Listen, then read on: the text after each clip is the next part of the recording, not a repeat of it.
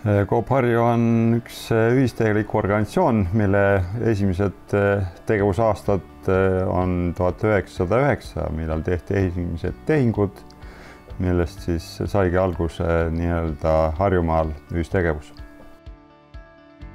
Coop Harjul on Harjumaal enamus kauplusi, neid on kokku siis 26 ja millest siis 3 Maxi Marketit, 17 Konsumit ja 5 väikekauplust pluss veel ehituskeskus.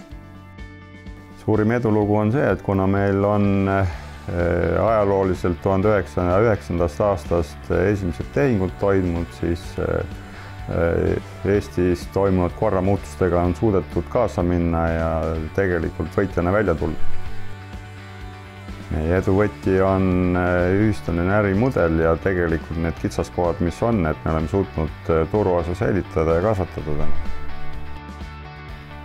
Coop Pank on meil väga hea koostööpartner nii raha vallas, et meil on võimalik kauplustes sisse maksta raha ja sularaha välja võtta. Samuti on koostööprojektid, mis on siis seotud kaubanduse arendamisega.